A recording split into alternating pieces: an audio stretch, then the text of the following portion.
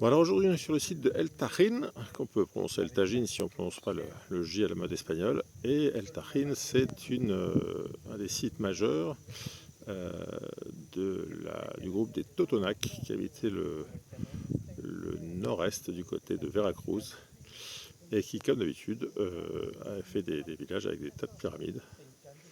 Et donc c'est ce site de El Tajín qu'on va visiter aujourd'hui.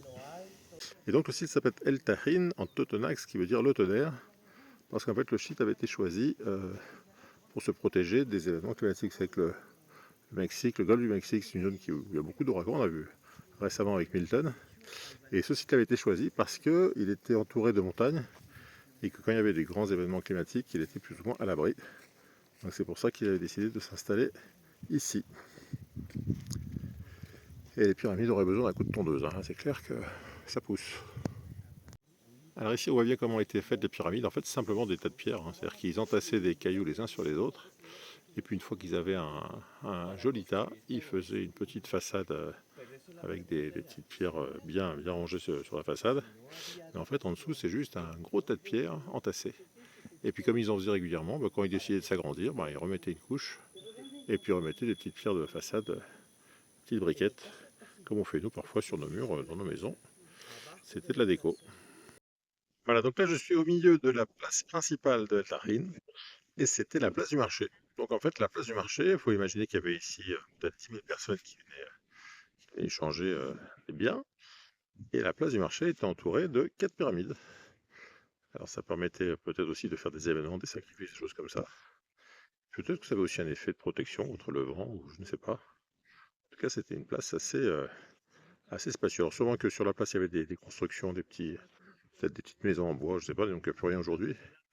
Mais à l'époque, sûrement qu'il y avait des choses en plus que ce grand gazon qu'il y a aujourd'hui. Alors vous allez me dire, qu'est-ce qu'ils vendaient sur ces marchés? En fait, il y avait des vendeurs qui venaient d'un peu partout. Et les vendeurs locaux, donc les Totonacs, vendaient la spécialité locale dans cette région, qui est la vanille. Ce qu'on va aller voir ensuite. La région de Veracruz est connue dans le monde entier pour sa production de vanille. Et ici, on produisait du cacao et de la vanille. Et donc, les étrangers qui venaient ici apporter des ressources extérieures, et les vendeurs d'ici les échangeaient contre de la vanille ou du chocolat, qui sont donc les productions du coin. Alors les pyramides, quand on les a redécouvertes, elles étaient en fait des monticules de terre, hein, parce que la terre avait recouvert la pyramide. Et donc il y avait même des arbres qui poussaient dessus. Et au départ, ce qu'ils faisaient, c'est qu'ils coupaient les arbres et puis ils arrachaient les racines. Et donc évidemment, comme les racines étaient rentrées dans les pierres, ça cassait toute la pyramide.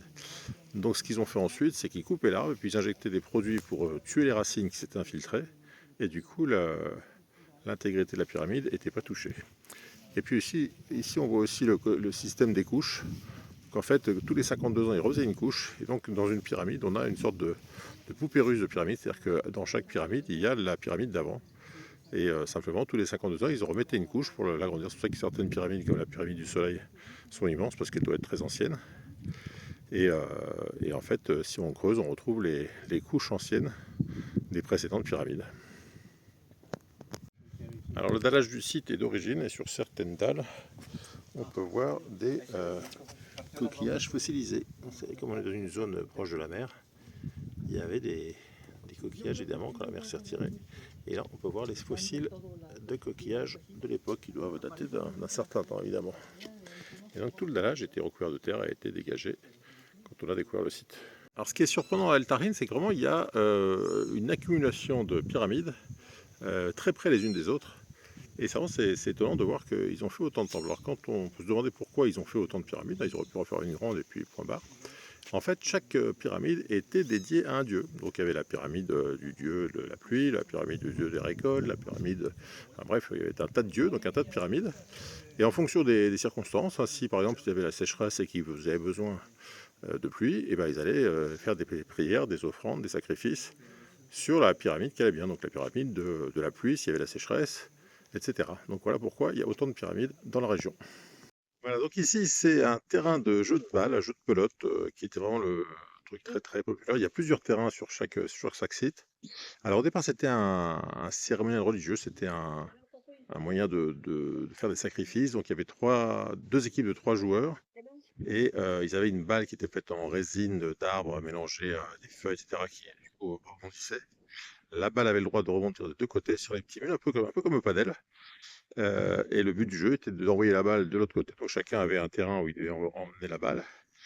Et donc l'équipe qui gagnait avait le droit, enfin le meilleur joueur de l'équipe qui gagnait avait le droit à être sacrifié dans des conditions que je ne peux même pas vous décrire ici parce que c'est tellement gore que si je vous donne les détails, la vidéo va être strikée par YouTube. C'était si vous regardez les sacrifices de joueurs de pelote, c'était très...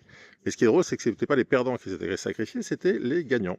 C'était un honneur d'être sacrifié pour aller rejoindre le soleil, et donc c'est un peu la notion de paradis, hein, c'était si on est sacrifié, on va au paradis, donc c'est formidable. Donc voilà, comment alors ce qui est drôle, c'est qu'après, au départ, c'était uniquement du jeu, religieux. C'est devenu un jeu, d'amusement, un jeu sportif et quand les prêtres espagnols sont arrivés, ils ont trouvé qu'il fallait interdire ce jeu. Pourquoi? Parce que les gens, jouaient nus et que pour un prêtre, voir des gens jouer nus, quoi que ce soit, c'était pas possible, donc ils ont demandé à interdire ces jeux de pelote. Alors là, derrière cette pyramide, on voit une grosse butte et on aurait pu penser qu'il y avait une énorme pyramide qui était cachée en dessous, puisque c'est comme ça qu'ils ont trouvé les restes de pyramides au départ. Et donc, ils ont fait des analyses tomographiques, c'est-à-dire qu'ils ont scanné la montagne et on sait que c'est une vraie montagne. Et pourtant, ça aurait pu être une grosse pyramide, mais non. Donc, dans tout le site, il y a encore pas mal de choses à découvrir, avec des systèmes d'analyse par drone ou par avion, je ne sais pas. Ils analysent le sol et ils peuvent voir s'il y a des restes de pyramides dans le sol ou pas.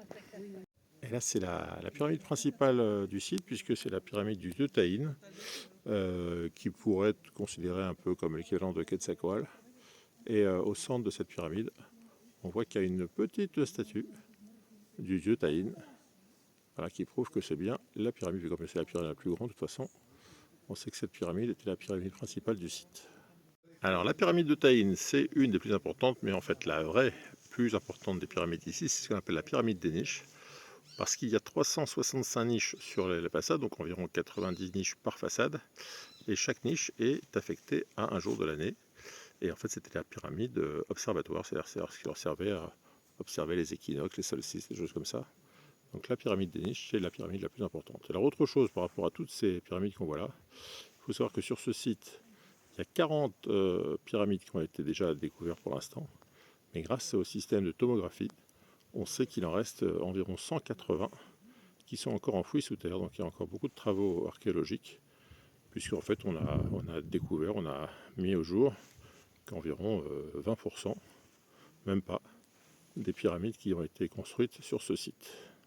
Alors ici, il y a un arbre remarquable qu'on appelle le gumbo limbo, le gommier blanc en français, qui fait une très belle écorce rouge. Et c'est une essence qu'on utilise de plus en plus dans les zones tropicales, notamment en Floride. Parce qu'en Floride, il y a beaucoup de palmiers qui font assez peu d'ombre. Et donc maintenant, dans les rues de Miami, par exemple, on installe de plus en plus de gumbo limbo. Parce que, comme vous pouvez le voir, ça fait beaucoup d'ombre. Et puis en plus, l'écorce est très jolie. On l'utilise aussi aux Antilles, on l'appelle gommier baillé, parce que c'est le gommier qui fait des barrières.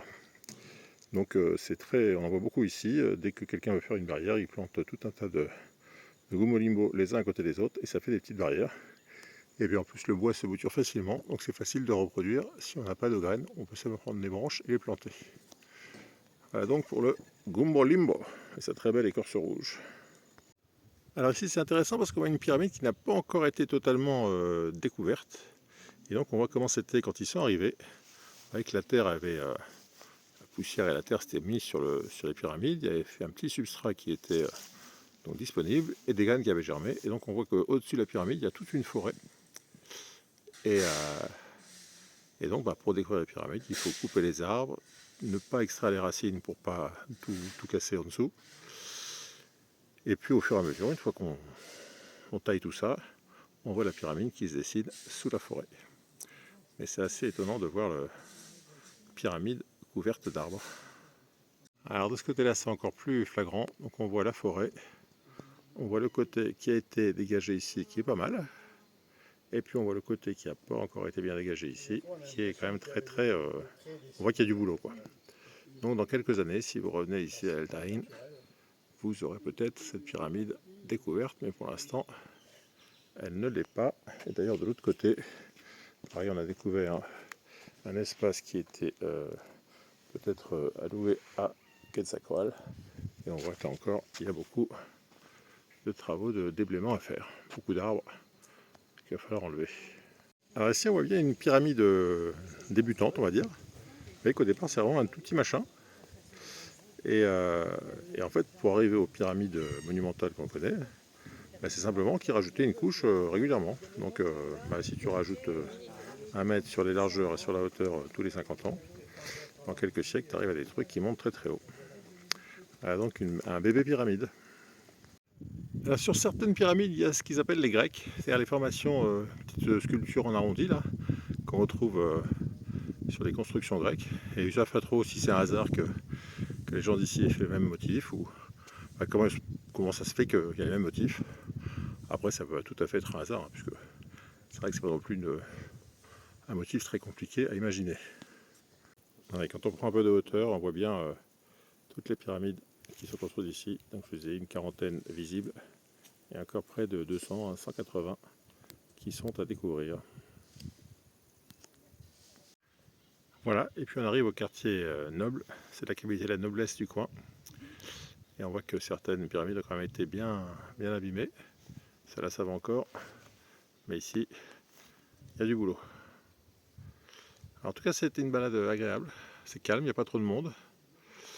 Et donc El Tahin, ou le Tagine en prononciation française, du côté de Papantla, dans l'état de Veracruz, c'est une balade à faire. Donc à peu près 2 heures si vous prenez un guide. Alors en sortant du site de El Tahin, on a pu assister à la fameuse cérémonie des voladores. C'était une cérémonie que faisaient les Totonacs quand ils avaient un problème de sécheresse. Ils pensaient qu'en faisant de grands tournoiements dans le ciel en haut d'un poteau de 30 mètres, ça pourrait déclencher des pluies. Je ne sais pas comment ils ont cette idée, mais en tout cas, c'est une tradition qu'ils avaient. Et on va assister à cette cérémonie assez étonnante, donc des voladores qui tournoient dans le ciel à 30 mètres de hauteur et sans aucune protection. Alors il monte sans aucune sécurité. Ah si, il va chercher une corde quand même. Alors il commence par enrouler la corde sur le poteau du haut, et puis en fur et à mesure, ils vont descendre quand la corde va se dérouler.